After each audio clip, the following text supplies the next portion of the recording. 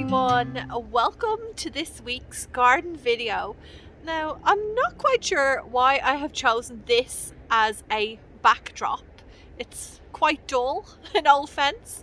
Don't know why. Anyway, I'm here now. I'm just going to roll with it.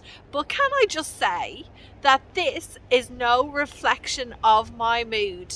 I am absolutely thrilled because today is the very first day of spring 2023 here in Australia, and it's just such an exciting time of year.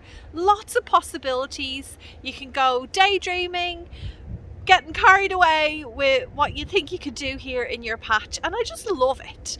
So anyway, I'm going to try and calm down a little bit because I do want to show you around a few little bits and pieces, as well as doing a garden harvest. So please just sit back and relax for a few minutes and let's get into it now. A spring garden wouldn't be complete for me without a vibrant patch of rainbow chard.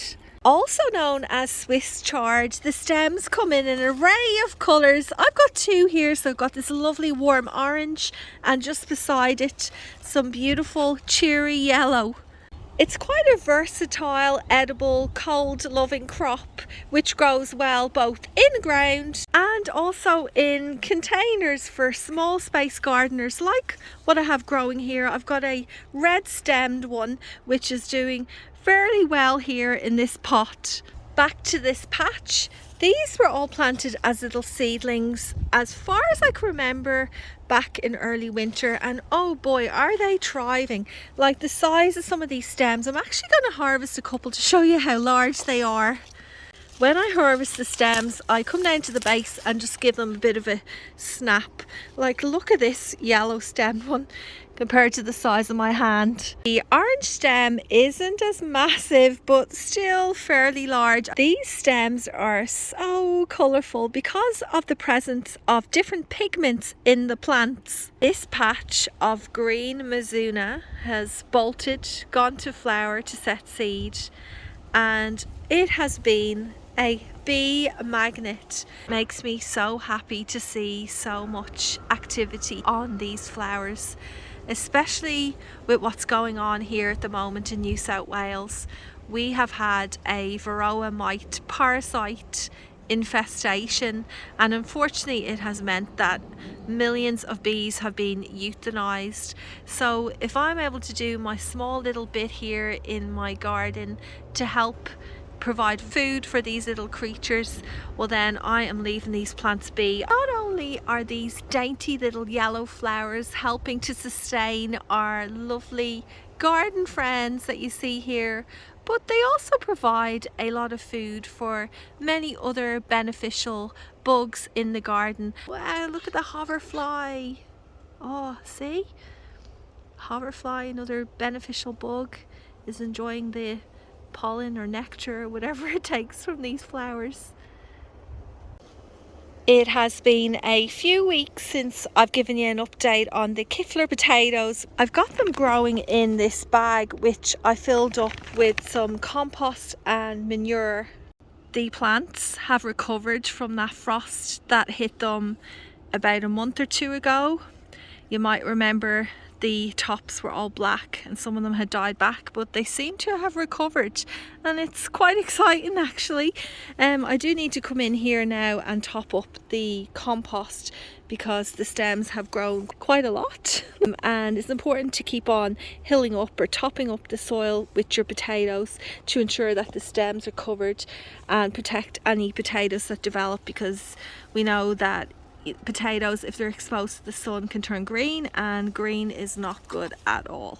Last week I showed you this area where I've started my seeds, so I'm not going to go through everything again that we have in here because not much growth has happened since last week, and you can always just go back and check that video. Now I have sown more seeds during this week, not too many, not as many as I'd liked. I really want to get stuck into them this weekend because pretty much I'm going to go for it. I'm going to go zucchinis, cucumbers, corn, beans, melons, watermelons, pumpkins, squash, you name it. I'm going to start this weekend, so next week I'll show you what I'm growing. Here are the 2 trays that I just mentioned, which I sowed a few days ago. I actually haven't finished sowing them because I haven't covered the top of the cells, and you can see some of the seeds are exposed. Now what I've got in here are zinnias, one of my favourite cut flowers to grow. They seem to be disease resistant in my area, and that's why I love them so much. As well as that, they don't take up too much space. They're a cut and come again flower, so I can keep on chopping back the plants, getting lovely long stems, and they just put out more and more blooms. Well worth growing in your patch, and definitely one that I love to grow to sell in my bouquets. I'm now going to show you a garden harvest video which I made yesterday, and it includes some of these juicy oranges. It's the last day of winter here in Australia. Let's celebrate this end of season by doing a garden harvest.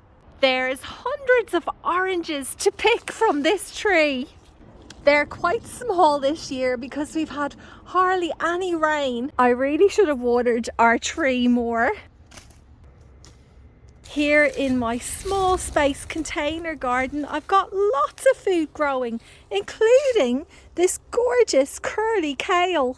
Kale seems to get a bad rap for some reason, but I think it's really tasty.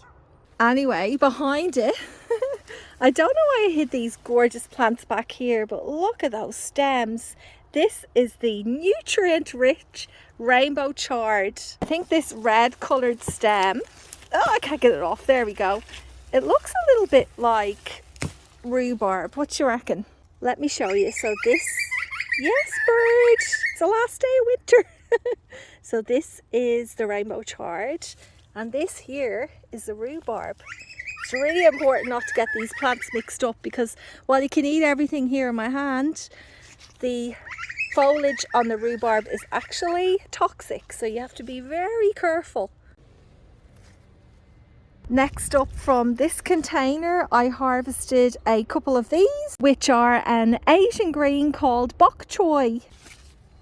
Over here I've got more bok choy, but these ones have gone to flower and I'm leaving them for the beautiful bees. It makes a really nice meal for them in late winter, early spring. Next is this kohlrabi, which is also known as a German turnip. I really like to grate these up raw and add them into coleslaws. We're going to finish off here in the Brussels sprout patch, which are absolutely covered, wait for it, in aphids. But you know what? It's all good. All I have to do is give them a decent wash. They are still perfectly edible. So as you can see, the Brussels sprouts still have the aphids on them. I have tried to get rid of them, but there's so many. They just keep on coming back. I received this parcel of dahlias in the post yesterday. I purchased them from Garden Express. I believe their sale for dahlia tubers started on Sunday, maybe Monday. So between ordering them and them arriving, it's all happened very fast, and it's just very exciting. There's a nice variety in here, some of which I've grown before and others which are completely new to me. I have a few dinner plate dahlias, which are the really large blooms, as well as some decorative flowers and some ball dahlias. Well, that's about it for this week, everyone. Thank you so much for watching until the end. I hope you enjoyed this video, getting a few little snippets of what's going on here in my cottage garden. I know many of you who have just entered spring are feeling just as excited as I am, and I'm sure you'll be out in your gardens over the next few days. So I hope you have a beautiful time out there, dreaming of possibilities, enjoying the sunshine and getting some plants in the ground. Until next Friday, happy gardening.